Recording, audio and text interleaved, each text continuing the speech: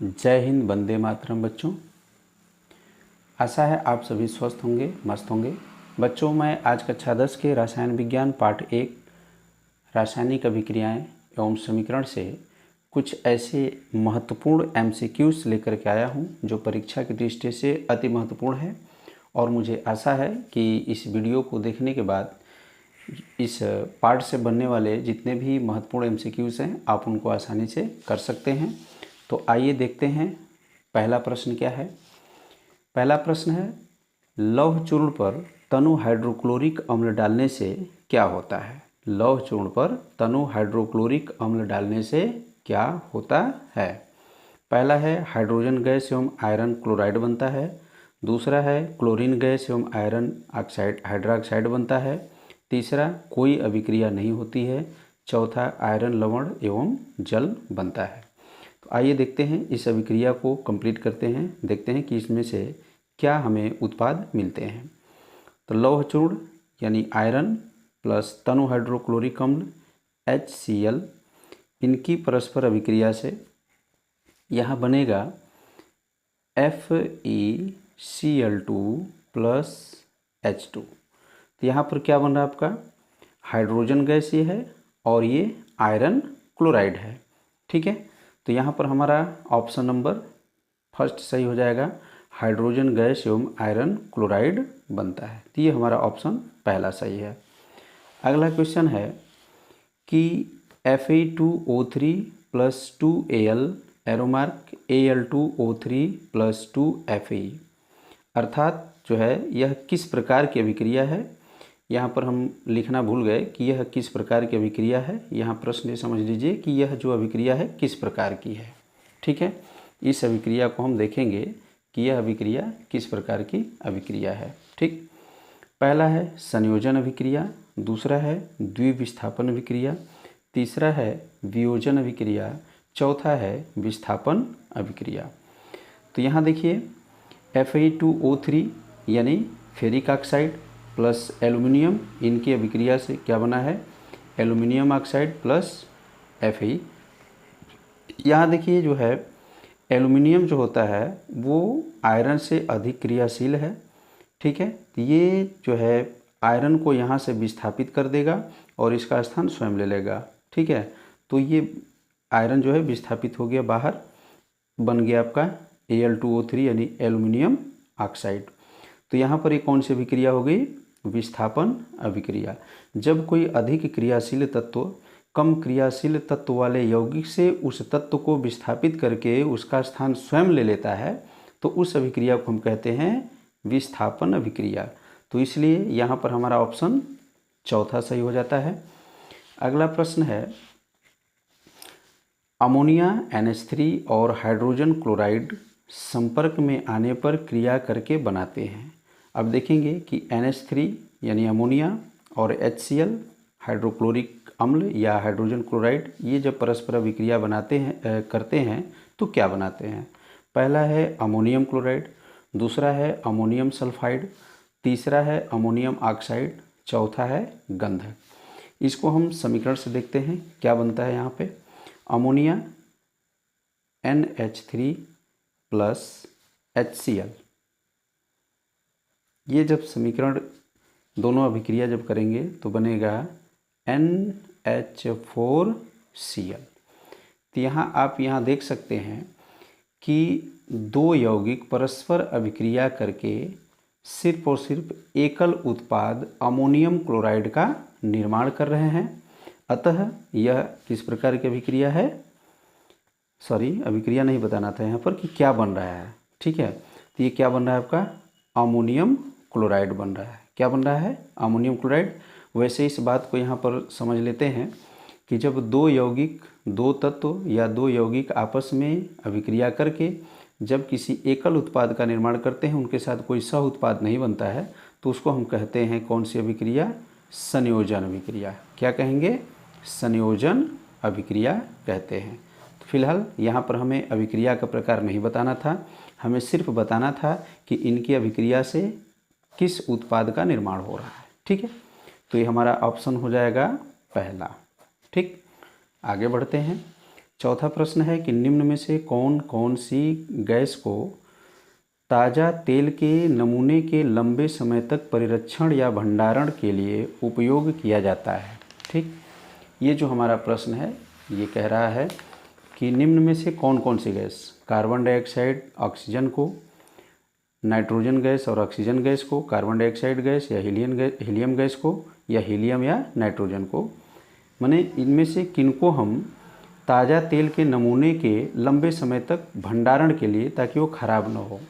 तो यहाँ पर ये हम थोड़ा सा पहले समझ लेते हैं कि इस प्रश्न का मतलब क्या है। तो गैस को किन किन गैस को ताज़ा तेल के नमूने के लंबे समय तक, मान लीजिए कि तैलीय वसा से कोई चीज़ें बनी होती हैं, ठीक है, तो वो ऑक्सीजन से अभिक्रिया करके कुछ दिन बाद ये क्या हो जाती हैं, इनके गंध और स्वाद, क्या चीज़, गंध एवं स्वाद, ये दोनों ही खराब हो जाते हैं, जिसको हम कहते हैं विकृत गंधिता। तो उनको रोकने के लिए हम कम क्रियाशील गैसों का प्रभाव उन पर डाल देते हैं। तो यहाँ पर इनमें सबसे कम अभिक्रियाशील गैसें जो हैं वो हीलियम है और नाइट्रोजन है, तो इसलिए हम इनका उपयोग कर सकते हैं। तो यहाँ पर ऑप्शन हमारा चौथा सही हो जाता है। अगला है, रासायनिक अभिक्रिया में भाग लेने वाले पदार्थों को क्या कहते हैं। रासायनिक अभिक्रिया में भाग लेने वाले पदार्थों को क्या कहते हैं। पहला अभिकारक या क्रियाकारक, दूसरा उत्पाद, तीसरा में दिया है कि पहला एवं दूसरा दोनों, मतलब ये और ये दोनों कहते हैं, या चौथा इनमें से कोई नहीं। तो यहाँ देखिए, रासायनिक अभिक्रिया में भाग लेने वाले पदार्थों को क्या कहते हैं, अभिकारक या क्रियाकारक कहते हैं, और रासायनिक अभिक्रिया के फलस्वरूप जो पदार्थ बनते हैं उनको उत्पाद कहते हैं। ठीक है, तो ये अभिक्रिया में भाग लेने वाले अभिकारक हो गए, और अभिक्रिया के बाद जो बनते हैं उनको उत्पाद कहते हैं। तो यहाँ पर अभिक्रिया में भाग लेने वाले पदार्थों को क्या कहते हैं ये पूछा गया है, इसलिए यहाँ पर हमारा ऑप्शन पहला सही हो जाता है, ऑप्शन नंबर फर्स्ट हो गया। ठीक है, आगे बढ़ते हैं। आगे क्वेश्चन क्या कह रहा है, तो अगला प्रश्न है, वह अभिक्रिया जिसमें आयनों के विनिमय से नए यौगिक बनते हैं कहलाती है। ठीक है, ये हमको देखना है कि वह अभिक्रिया जिसमें आयनों के विनिमय से नए यौगिक बनते हैं कहलाती है। क्या कहलाती है ये देखते हैं। पहला ऑप्शन क्या दिया है, आपका पहला ऑप्शन दे रहा है संयोजन अभिक्रिया, द्विविस्थापन अभिक्रिया, वियोजन अभिक्रिया और विस्थापन अभिक्रिया। ठीक है, तो यहाँ पर हम संयोजन अभिक्रिया की चर्चा पिछले क्वेश्चन में कर चुके हैं। अब हम यहाँ देखते हैं द्विविस्थापन अभिक्रिया। हालांकि इसका आंसर होगा द्विविस्थापन अभिक्रिया। कैसे होगा देखिए, मान लीजिए हमने ले लिया BaCl2 प्लस Na2SO4, तो बन जाएगा, यानी ये हो गया बेरियम क्लोराइड और ये हो गया सोडियम सल्फेट। ठीक है, तो इसमें क्या होता है कि मूलकों का या आयनों का क्या हो जाता है, परस्पर अदला बदली हो जाता है। तो जब इसका अदला बदली हो जाएगा तो बन जाएगा आपका NaCl प्लस BaSO4। ठीक है, ये चीज़ बन जाएगा आपका। अब समीकरण को संतुलित करना होगा तो हम यहाँ पर 2 का गुणा कर देंगे। हालांकि समीकरण को संतुलित करने का चर्चा हम यहाँ नहीं करेंगे, इसलिए कि वीडियो लंबी हो जाएगी। तो यहाँ पर आयनों के विनिमय से जो नए यौगिक बनते हैं उस अभिक्रिया को हम कहते हैं द्विविस्थापन अभिक्रिया। बढ़ते हैं अगले क्वेश्चन की ओर। निम्न में कौन एक संयोजन अभिक्रिया नहीं है। तो संयोजन अभिक्रिया पहले बता चुके हैं कि जिसमें 2 या 2 से अधिक तत्व या यौगिक आपस में अभिक्रिया करके एकल उत्पाद का निर्माण करते हैं।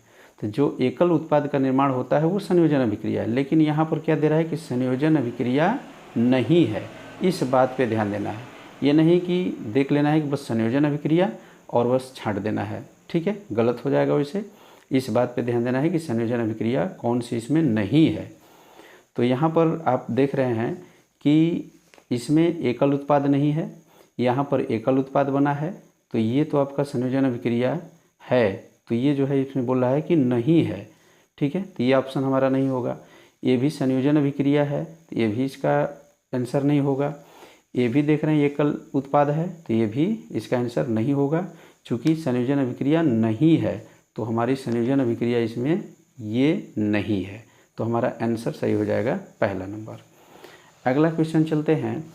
जंग का रासायनिक सूत्र है FeO3, FeCO3, Fe2O3 into XH2O, FeCO3 into XH2O। देखिए यहाँ पर जो है जंग, ठीक है, तो जब लोहे का जो संक्षारण होता है उसको हम कहते हैं जंग लगना, ठीक है। जब लोहे को हम खुले नम वाले वातावरण में रख देते हैं, नमी वाले वातावरण में, तब जो है आयरन ये किससे अभिक्रिया करेगा? ऑक्सीजन से और जल से अभिक्रिया करके फेरिक ऑक्साइड का ये क्या बना लेता है? जलायोजित लवण बना लेता है। तो बना लेगा आपका Fe2O3 इंटू XH2O, ये बन जाएगा। तो ये हमारा ये जो है जंग का क्या है? रासायनिक सूत्र है। तो ये हो जाएगा आपका ऑप्शन नंबर तीसरा, Fe2O3 इंटू XH2O, ठीक है। अगला प्रश्न है 9वां नंबर कि रासायनिक अभिक्रिया के प्रमुख लक्षण है। यानी जब कभी रासायनिक अभिक्रिया होती है तो उसमें क्या क्या लक्षण परिलक्षित होते हैं, क्या क्या आपको लक्षण दिख सकते हैं। पहला है गैस का निकलना। हाँ, ये सही बात है, रासायनिक अभिक्रिया में गैस का निकलना है। रंग में परिवर्तन, ये भी सही है। ताप में परिवर्तन, ये भी सही है। उपरोक्त सभी, मतलब ये तीनों जो हैं रासायनिक अभिक्रिया के प्रमुख लक्षण हैं। तो इसका हमारा आंसर हो जाएगा उपर्युक्त सभी। ये हमारा ऑप्शन नंबर चौथा सही है। अगला है 10वां प्रश्न कि जब लोहे की कील को कॉपर सल्फेट के विलयन में डुबाया जाता है तो विलयन का रंग कैसा हो जाता है। देखिए, जब हम लोहे की कील को किस में डुबाते हैं? कॉपर सल्फेट के विलयन में, ठीक है। कॉपर सल्फेट CuSO4, जब इसके विलयन में हम डुबाते हैं तो क्या बनता है? आपका बन जाएगा FeSO4 प्लस Cu। ये जो है ये वाला, ये जो हमारा ऑप्शन क्या दे रहा है कि विलयन का रंग कैसा हो जाता है? हरा, नीला, लाल या उपरोक्त सभी। देखिए, पहले जो कॉपर सल्फेट का जो विलयन होता है इसका रंग होता है नीला, और जब इसमें लोहे की कील हम डुबाते हैं तो नीला से बदल करके हो जाता है हरा, ठीक है। यानी फेरिक सल्फेट का जो है एक विलयन बन जाता है जिसका रंग नीले से क्या हो जाता है? हरा हो जाता है। तो ये जो है अभिक्रिया होने के बाद रंग कैसा हो जाता है? तो हरा हो जाता है। इसलिए हमारा ऑप्शन नंबर ये पहला सही हो जाएगा। तो आई होप कि ये वीडियो आपको अच्छी लगी होगी। अगर वीडियो अच्छी लगी है तो वीडियो को लाइक करें, शेयर करें और कमेंट करें। साथ ही हमारे चैनल को सब्सक्राइब करें ताकि आपको जो है आने वाले हर वीडियो का लाभ मिल सके। तब तक के लिए विदा लेते हैं। जय हिंद, जय Bharat, take care, bye bye.